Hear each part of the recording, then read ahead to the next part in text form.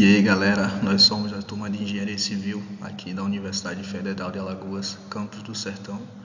Viemos apresentar um pouco sobre matriz energética brasileira, da disciplina de Eletrotécnica. O grupo é formado por Jefferson, Juan, Arthur e Adeildo.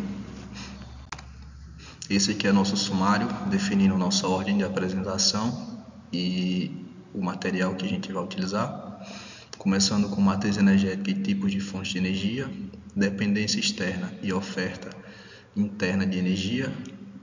Exemplos: estrutura do consumo no setor de transportes, reservas internas, fluxo energético brasileiro, conclusão e as referências. Eu vou dar início, eu me chamo Jefferson, é isso aí. Matriz energética e tipos de fontes de energia. De onde vem a energia que abastece casas, carros, indústrias e cidades? Ela é proveniente de variadas fontes, que chamamos de matriz energética. A matriz energética de um país, ela varia de acordo com os recursos naturais disponíveis e suas tecnologias. E fazendo uma diferença entre matriz energética e matriz elétrica, que é o seguinte: a matriz energética é composta por todas as fontes de energia utilizadas no país. Isso inclui gasolina, óleo diesel, gás natural, carvão mineral e energias renováveis, entre outras fontes.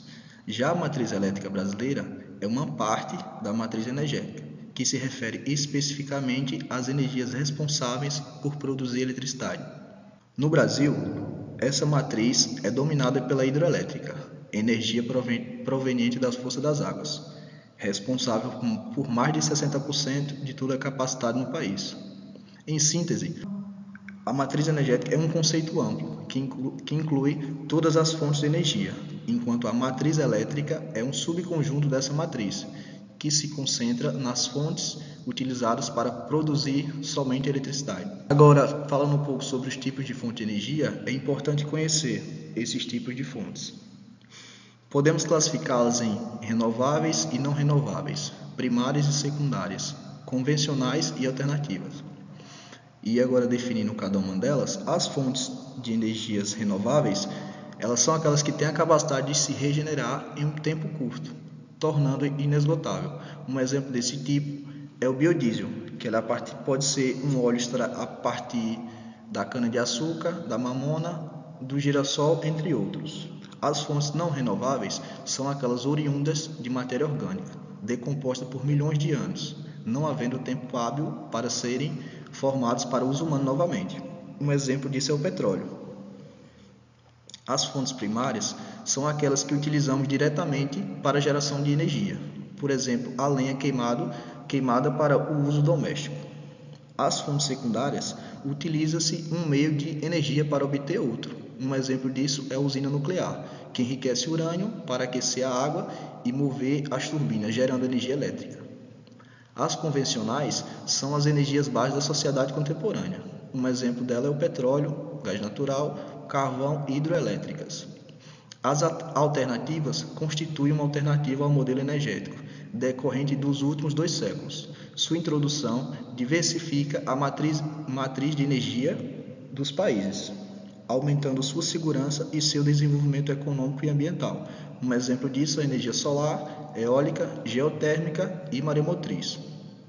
A diversificação demonstra que o Brasil está inserido nesse novo cenário de mudanças de discussões sobre o clima e o desenvolvimento sustentável, já que busca alternativas à importação, extração e o uso em larga escala de energias não renováveis, como petróleo, gás natural e carvão.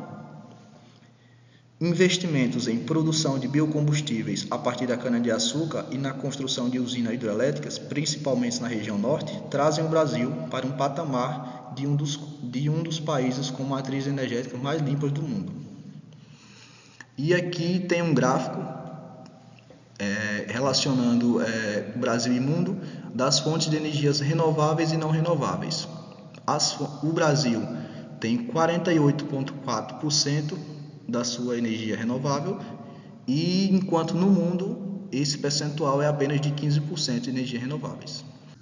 E aqui podemos demonstrar esse gráfico que demonstra a geração de energia elétrica de fontes não renováveis em gigawatts hora. E a predominância que a gente tem aqui da geração de energia elétrica de fontes não renováveis é a do gás natural, seguido pelo urânio e posteriormente vem o carvão a vapor. E isso demonstra que de 2000 a 2022 o gás natural passou a ser muito utilizado e saiu de menos de 30 mil gigawatts-hora para quase 90 mil gigawatts-hora, enquanto as outras fontes foi mantendo um pouco de constância no decorrer dessa década de 2000, nessas duas décadas de 2000 a 2022. Olá pessoal, eu me chamo Arthur França, irei falar um pouco sobre a oferta interna de energia e o consumo. A utilização da energia no Brasil passou a ser alavancada com o fim da Segunda Guerra Mundial, fato este que está diretamente ligado com o crescimento demográfico, a industrialização e com o mecanismo de transporte energo-intensivo, que nada mais é que a utilização em grande escala de uma fonte de energia. O consumo energético brasileiro também teve relação direta com a concentração da população na zona urbana. Antes da década de 70, o Brasil tinha aproximadamente 60 milhões de habitantes. Com o processo de êxodo rural intensivo e a população, em grande maioria, passou a viver na zona urbana, dessa forma, o consumo de energia cresceu junto com a população. E nos anos 2000, a população brasileira já ultrapassava 175 milhões de habitantes e o consumo de energia chegava a 190 milhões de TEP, ou seja, toneladas equivalentes de petróleo. O consumo de energia está diretamente ligado com o desenvolvimento de uma nação, uma vez que o consumo de energia per capita, ou seja, por pessoa, pode ser um indicador de problemas socioeconômicos. Por exemplo, nos países onde o consumo de energia por pessoa é menor que 1 TEP ao ano, as taxas de analfabetismo, mortalidade infantil e fertilidade total são altas. Dessa forma, terão um índice de desenvolvimento humano baixo. Agora aqui, pessoal, nesse gráfico em formato de pizza, temos a oferta interna de energia elétrica por fonte, né? Em primeiro lugar, como a maior oferta, que é 61,9%, temos a energia elétrica, que é oriunda das hidrelétricas. Logo em seguida, com 11,8%, aqui em vermelho, temos a oferta de energia eólica. E aqui também destaca, com 6,1%, a energia oriunda do gás natural. Agora, passando para esse segundo gráfico aqui, temos somente a oferta interna de energia, né?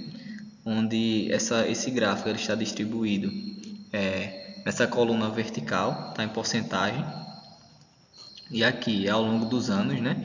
Que inicia a partir da década de 40, ou seja, após o fim da Segunda Guerra Mundial, que teve seu fim em 1939, onde podemos analisar aqui o crescimento da utilização, o crescimento da oferta do petróleo, gás e derivados, onde ele vem crescendo aqui, assim como do carvão mineral, esse em vermelho, e também da energia oriunda das hidrelétricas, onde teve seu pico aqui aproximadamente nos anos 2000.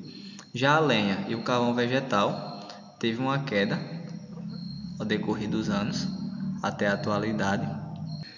Bom pessoal, agora nesse terceiro gráfico aqui, novamente em formato de pizza, temos a participação setorial no consumo de eletricidade, onde a maior fatia da participação fica no setor industrial, 37,3%.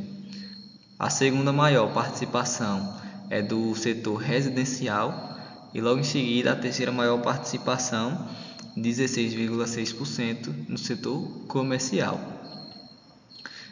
Dá para analisar aqui nesse gráfico que o setor de transporte, comparado com os outros, ele tem uma participação muito pequena, mas também é muito importante, que é agora esse próximo gráfico, que mostra a estrutura do consumo no setor de transportes. Ele tem aqui um gráfico em porcentagem e ao longo do tempo. onde dá para analisar que o consumo da gasolina na década de 1970 ele era aproximadamente 55, 56%. Mas aí, com o passar do tempo e o surgimento de novos combustíveis também, como por exemplo o crescimento do consumo de álcool e também do óleo diesel, fez com que o consumo de gasolina tivesse uma queda. E também, depois da queda do consumo de gasolina no setor de transportes, ela meio que teve umas oscilações, mas continua quase que estável. Olá pessoal, meu nome é Adeildo. Vamos falar sobre reservas internas. Tá aqui é o gráfico sobre reservas prova de petróleo, né? O petróleo e o gás natural considera-se o volume de óleo ou gás medido das condições básicas originado da multiplicação de fatores de recuperação, determinado em estudo de engenharia de reservatórios. Pelo volume original provado de óleo ou gás, desconectando-se o volume produzido até a data considerada. O fator de recuperação é o índice que mede a eficiência da técnica utilizada para o aproveitamento da energia natural contida no reservatório, bem como da energia externa adicional introduzida no reservatório com a finalidade de produzir certa quantidade de óleo ou gás do volume original provado. O volume original de óleo ou gás é o volume de óleo ou gás medido das condições básicas originalmente existente no reservatório. Temos a produção acumulada de óleo ou gás é o volume de óleo ou de gás medido nas condições básicas produzido no reservatório até a época da avaliação. Quando analisamos esse gráfico aqui, como vocês podem ver, é um gráfico recente, né, de 1975 a 2021. No início de 1975, aqui é a reserva de prova de petróleo, né, em metros cúbicos em 10 metros cúbicos por metro cúbico, estava abaixo dos 500 mil em 1975 e nessa data atual aqui, né, entre 2013 a 2021 teve um aumento, né? A reserva de prova natural é de 1975 a 2021, onde tem esse crescimento aqui, ó, ao longo do ano, sempre vai crescendo, igual o gráfico do petróleo. Isso aqui é do gás natural. E agora vamos para o gráfico de reserva de carvão mineral. A reserva de carvão mineral são determinadas considerando-se os seguintes parâmetros: espessura mínima de 0,5 a 1 metro de carvão na camada, reserva medida, né, que é reserva contínua aos furos de sonda em um raio de 400 km e área de 0,50 km². Tem reserva indicada, reserva externa, a reserva média em um raio de 1.200 metros dos furos, reserva representando uma área de 4,2 km². Tem reserva inferida, né, que é a reserva situada além da reserva indicada até uma distância máxima de 4,8 km dos furos, e a reserva apresentada no balanço de função geológica, né. Como vocês podem ver aqui, esse gráfico ele é de 1974 a 2022, é um gráfico recente, né? E como você pode ver, de 1974 a reserva de carvão mineral sempre estava aumentando, né? Não era comparado com o petróleo, que só teve um maior aumento entre 2022 e 2013, e aqui não, desde 1974 já tem um grande crescimento. Agora vamos para o potencial hidrelétrico, né? Potencial hidrelétrico entende-se por potencial hidrelétrico o potencial possível de ser técnica economicamente aproveitado nas condições atuais de tecnologia. O potencial hidrelétrico é medido em termos de energia firme, que é a geração máxima contínua na hipótese de repetição futura do período hidrológico crítico. O potencial hidrelétrico inventariado compreende as usinas em operações ou construção e aproveitamento disponível, estudados nos níveis de inventário, viabilidade e projeto básico, tomando-se por base o inventário como etapa em que se mede com toda a precisão o potencial. Pode-se avaliar a precisão dos valores obtidos para o potencial estimado de acordo com o estudo de avaliação. Já produzidos, os valores estimados se situam em até cerca de 35% abaixo do valor final inventariado, donde se inclui que o potencial estima-se é bastante conservador. Aqui estamos no gráfico aqui do potencial hidrelétrico, né? Que em 1970, né, até 1986, né, teve uma constância aqui, né? Aí logo depois, entre 1986 a 2006, né, teve um aumento e ficou constante aqui, como vocês podem ver, e depois teve essa queda aqui. Já em relação ao gráfico aqui em aproveitamento, né, ele se manteve constante e sempre teve aumentando, né, o inventário mais o aproveitamento. E o total, né, como vocês podem ver, aqui como se for no gráfico verdezinho aqui, ó, ele está bem constante, né, e sempre vai aumentando. Pronto, então para o gráfico de reserva de urânio. No Brasil, as reservas de urânio seguem a classificação convencional de geologia, baseado no critério do Código de Mineração Brasileiro. Como vocês podem ver aqui, esse gráfico, de 1973 a 2021, foi os dados mais recentes que nós conseguimos encontrar. E entre 1973 a 1975, né, foi onde teve o aumento, né, da reserva de urânio, né, que depois de certo tempo, né, ela se manteve constante, né, até a data de hoje. Bom, pessoal, eu sou o Juan e dando continuidade, eu vou falar bem breve acerca do fluxo energético brasileiro. Bem, para a gente entender esse gráfico da capacidade instalada de geração elétrica, é interessante destacar o quanto o Estado brasileiro se desenvolveu nesse quesito devido aos programas de aceleração de crescimento, como o PAC, né? E esses programas foi um dos motivos que acabaram vendo o que a gente está vendo aí nesse gráfico, nesse slide. Como esse crescimento muito grande, né, a partir de 1974 até o ano recente de 2022, onde a gente vê um crescimento quase ínfimo da energia nuclear no Brasil, mas a hidrelétrica foi bem maior. Tanto é que a capacidade em megawatt-hora foi de aproximadamente aí 15 mil para quase 110 mil, né, nas hidrelétricas. E se a gente perceber também aqui na energia eólica, ela também teve um crescimento, ela era basicamente nula e aí teve um crescimento muito grande a partir de 2014 até o período mais recente de 2022. E as termoelétricas, né, que ela é uma fonte de energia mediana em termos de quantidade no Brasil, entre a hidrelétrica e a eólica atualmente.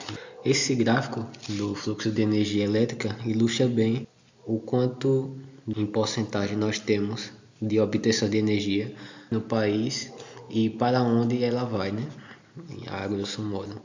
Nós temos os valores são em terawatt-hora e nós temos uma oferta interna total de 690,1 terawatt-hora da capacidade de eletricidade doméstica, e nós temos os meios de obtenção, que é a rede elétrica importada de 1,9%, ou quase 13 terawatt-hora, A hidráulica, que é a principal, né, que é a partir das usinas hidrelétricas, quase 430 terawatt-hora, 62%. E a eólica de biomassa, além da de gás natural, que também são muito importantes no cenário brasileiro.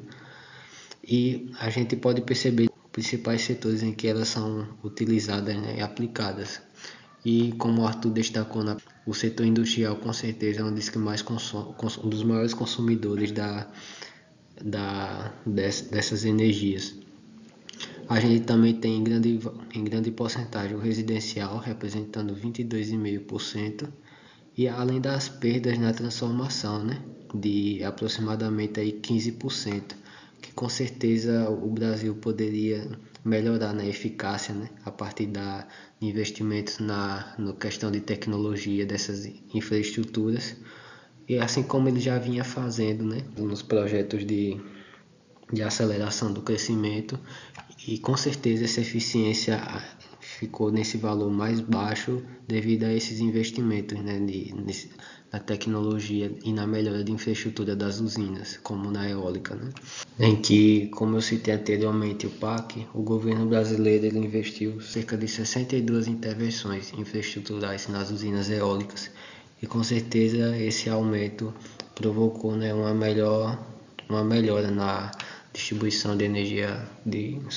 fontes renováveis, né? Aqui eu trouxe um desses exemplos de setores de consumidores de forma mais detalhada.